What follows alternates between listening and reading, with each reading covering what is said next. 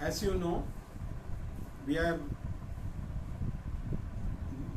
expanding, or Lord Krishna is expanding the meaning of verse number 18, which said that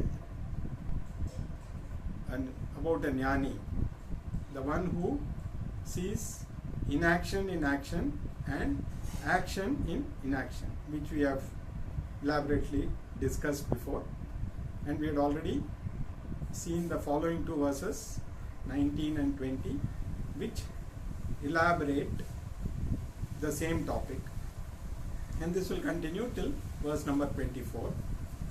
So we will read verse number 20 first, then we will continue. Tyaktva karma phala sangam nityatripto nirashrayah karmanyabhipravrittopi naiva kinchit karoti saha. So this is the verse which saw last, which said giving up the attachment to the action, to the results of the action, being contented, not depending on anything, the person continues to be engaged in action. So this is what we had seen in the last class. Now let us read verse number 21. Nirashiryata chittatma tyakta sarva parigraha shariram kevalam karma kurvannapnoti kilbisham. So here Lord Krishna is talking about a sannyasi jnani. The previous two verses were about grahastha jnani. This one is about a jnani who is a sannyasi. So what is the difference between a sannyasi jnani and a grahastha jnani? He says the person who is free from expectations, who has mastered his body and senses, who has given up all his possessions and continues to do action only to sustain the body, he does not occur any papam. So here he is talking about a sannyasa jnani. Now who is a sannyasi? Basically the one who has given up all his possessions. So a sannyasi, before taking sannyas, he is supposed to give up all his possessions, because when you have possessions, definitely you will be attached to them, be it in the form of your family, relatives, your property, any such thing which is going to bind you. Unless you give it up, you cannot take sannyas.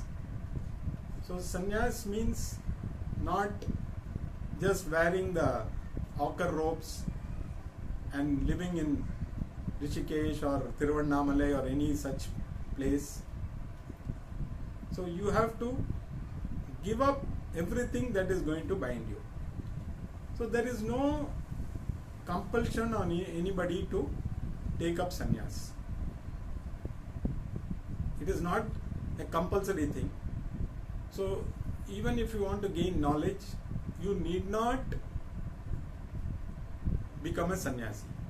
You can continue as a grahastha and still gain knowledge. Now, what is the difference between a sannyasi and a grahastha? Basically, a grahastha is bound by all these attachments. So he has to detach himself from these attachments. Even if he is continuing to be in the grahastha ashrama, he has to continue to carry out his responsibilities as a grahastha. He cannot run away from those. Now if you are a sannyasi, you are free from all those attachments. You don't have to take care of a family, you don't have to have wealth, you don't need anything else except the basic things to sustain yourself. So he has got full time to engage in getting knowledge and attaining the final goal, which is moksha. So in that sense, he's got slightly edge over the grihastha, you can say, but at the same time he will have that insecurity, because to take care of basic things he has to depend on others. So in earlier days they used to get bhiksha, and it is the duty of the grihasthas to offer bhiksha to the sannyasis to take care of them. But probably in today's context we don't see sannyasis taking bhiksha in general, and we also, because of a few, say, false sannyasis, people have a general impression that sannyasis are all maybe who is true and who is false. People have this mind, so they generally may avoid giving also. So once some opinion is formed, people may tend to go by that. But there are places like, especially places like Rishikesh and Tiruvannamalai and all that, where there are enough institutions which take care of them. They provide them accommodation, they provide them food, two basic things which they need, so that they can pursue their goal. So that is the disadvantage of a sannyasi, is he has to find ways and means to take care of his basic needs. While grihastha, he doesn't have to worry about that, because he is already doing action to take care of those things. So that is one difference. So a sannyasi has to give up everything. In fact, probably he has to give up even his right to vote. Not that he cannot vote, but mentally, if he has to choose, okay, should I vote for this candidate or that candidate, he also starts forming an opinion. His mind also gets distracted by this activity. So even a compulsory activity like your voting right also, the sannyasi may have to give up, because ultimately a sannyasi who is clear about his goal will not bother about these things. He will continue. But those who have taken sannyas out of different compulsions, they may still engage in various other activities, which is taking them away from the goal, you can say. Because again, like I said, sannyasa is not compulsory. So there is no compulsion on anybody to take up sannyasa. So once you take it up, unless you follow the requirements of sannyasa to the letter, you will not gain much benefit by just changing your clothes. So sannyasi has to take care of his body. He has to probably do yoga or any other exercises to ensure that his body is not the cause for concern for him as well as for others. Because unless his body is healthy, he may not be able to focus on his goal. Similarly, his mind has to be kept pure. So he has to do probably pranayama. So these activities are compulsory, or they are a must for the sannyasi to ensure that he is physically and mentally fit to continue his pursuit of knowledge.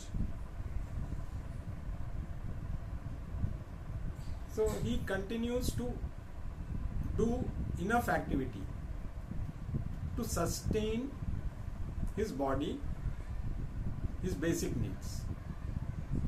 Because whichever ashrama you belong to, you cannot escape your basic needs. You have to satisfy your hunger, and you have to wear clothes, even if they are the minimum, or maybe in places like Rishikesh you may need a little more covering during winter because it becomes so. That's why many people donate blankets and other things to sannyasis. So in places like Rishikesh and other such holy places, there are institutions and people also go there and do seva to these sannyasis who can take care of their basic needs through such things. So he has no other expectation because his action is only limited to taking care of his body and keeping his mind free. So the minimum things he has, it is better for a sannyasi. Because the more he is connected, now of course there are a lot of Swamijis who run ashrams and other institutions. So they are also, they may not get that kind of freedom because it is more like running a house. So there is, some of those Swamis may be, in fact they may be more grahastha than normal grahasthas because they have to cater to a larger number of people than us. So our requirement may be to just support a small group of people. Maybe nowadays it's family is only nuclear family, so 3 or 4 people is. But when it comes to an ashrama, then there may be more people, and more people have to be taken care of. So the responsibility becomes more. So basically, sannyas ashrama is prescribed for those who are ready for it, those who are willing to give up all their possessions in the sense that even attachments to family, and which is very difficult nowadays. In fact, even a lot of sannyasis, their family members are also available in the ashram, so they are not away from them, and they are also, till that person becomes a sannyasi, they will say, why this fellow is becoming like this,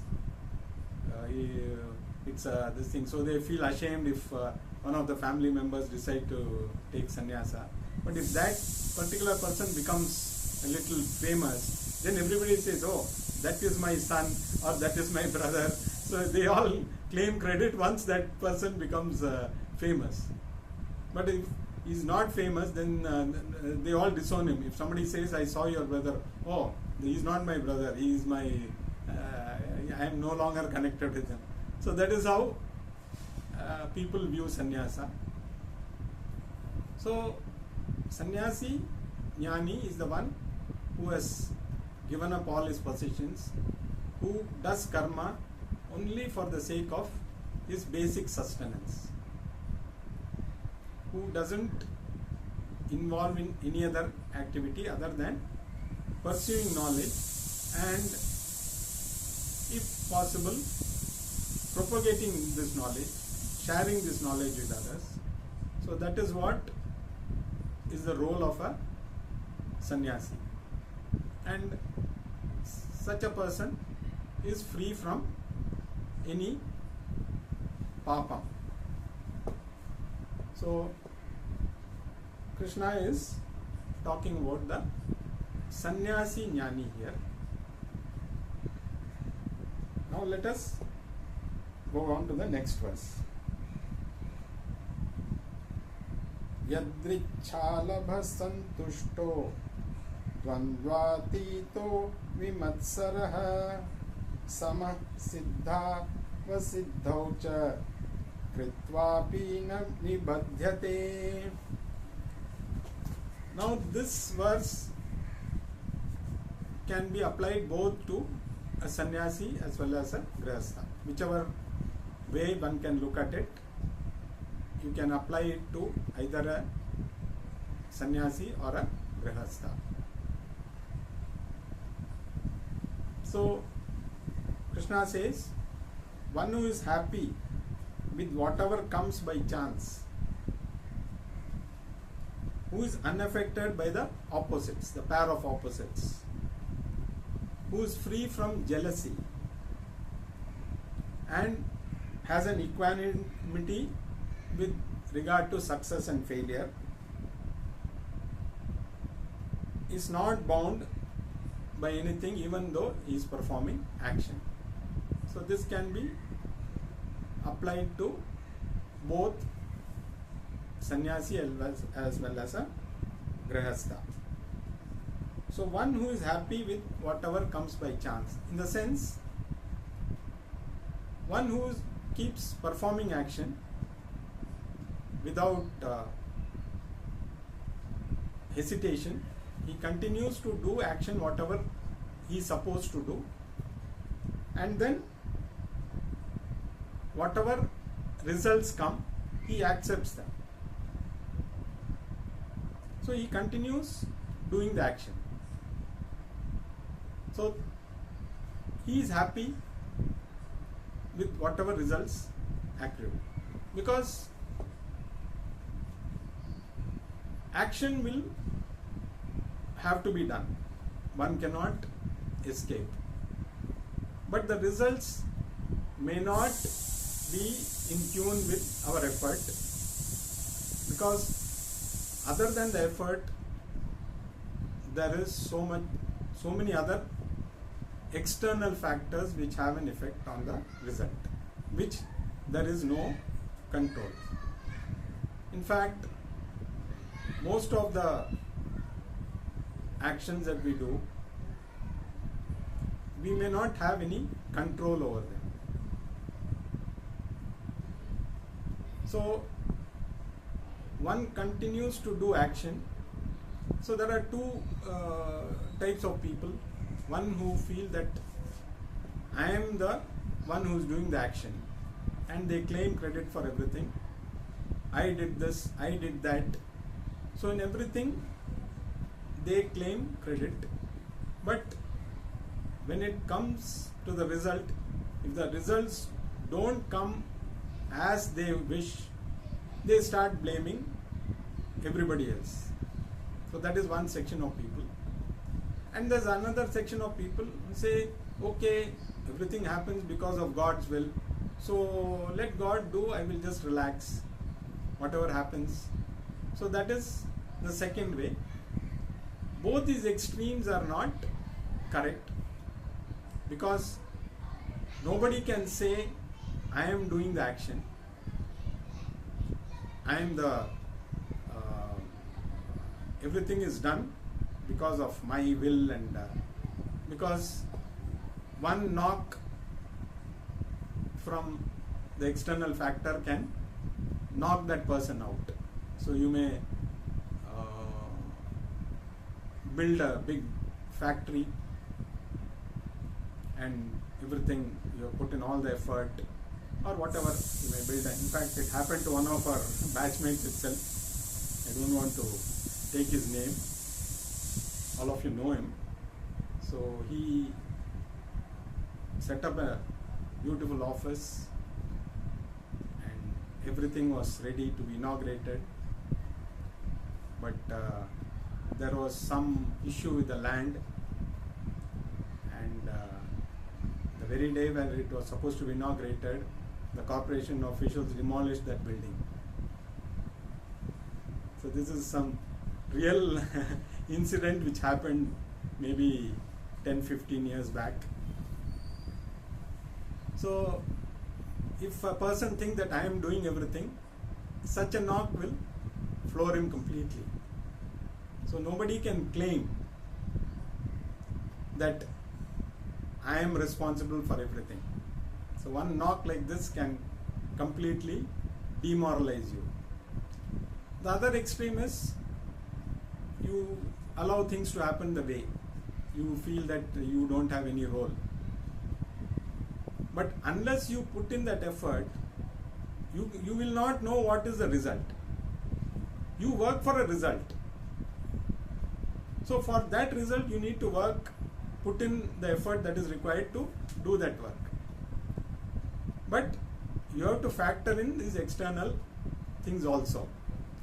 So once you put in that effort, if it comes as per your wish, that means the external factors are also in tune with you. If it doesn't happen, you accept that there was some lack of effort from you, and it doesn't mean that okay, this time I only got so much, so I should not try to improve. So next time you continue, because you don't know what the result is going to be. If you know this is going to be the result, then you can say okay, this is going to happen, so I will just relax. So you don't know what you are going to get until you put in that effort. But when it comes, there could be a difference in the result from what your expectations are, because there are so many external factors which are involved. So I put in my effort, I did my best, so whatever results come, there must be some reason why it did not happen the way I expected. So he is not affected either by the success or the failure.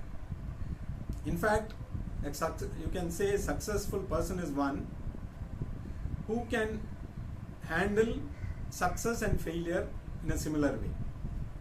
Success doesn't mean that everything that you do will happen the way you want, and there can never be a situation for anybody that whatever you do becomes a success. So if there was such a possibility, then Krishna would have told that possibility. So when Krishna is saying that accept whatever comes as a result of putting in that effort. Put in that effort, continue to do what you are supposed to do, and when the results come, accept them, accept the result, because you have no control over the external factors. So, but unless you put in your best, you can't blame the external factors. And the pairs of opposites will always be there. In anything, the degree will vary. Positive and negative, both will be there. So, whatever comes, you treat them equally. So, you are neither swayed by success nor you get depressed by failure. So, you are, and the person is free from jealousy, because that is another major factor which can affect a person. That is why in our culture we don't have something called competition. So it is blamed as a negative thing, because people say unless you compete you cannot succeed, you cannot. But if you look at it very closely, competition always leads to jealousy. And people tend to do many wrong things just to, see, even in sports you can see, in Olympics, people take drugs to enhance their performance, because their goal is to somehow win. But ultimately what happens? People become depressed. So ultimately if it doesn't happen the way you want, it leads to depression. So even you can see in IPL and other things, definitely there will be a lot of jealousy, because one person gets 20 lakhs, another person gets 20 crores. Both are playing in the same team. Maybe one is more experienced. Sometimes even inexperienced people get more money than others who are very similar in skill. So definitely there will be heartburns, there will be jealousy, which is going to lead to ultimately some kind of depression. So competition ultimately leads to destruction only. So in our culture we replace that with cooperation.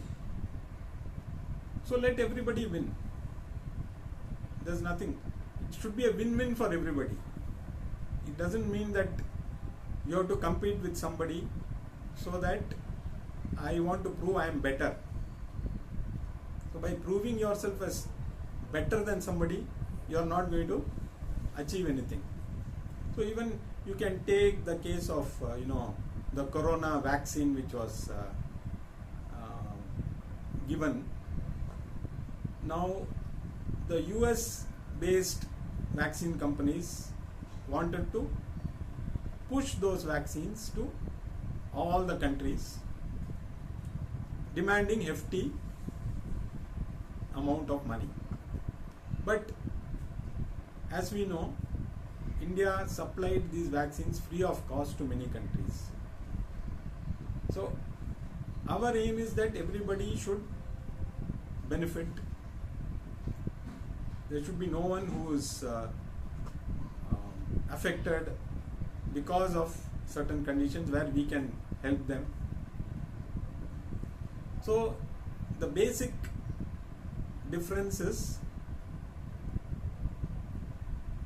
competition leads to jealousy, and jealousy will ultimately destroy the mind. So if you are free from jealousy, you are free from being affected by the pair of opposites, success and failure. You treat them both equally. And how do you treat them equally? By gaining that knowledge. So the key thing is the more you know about yourself, you learn to handle these things in a equanimous way.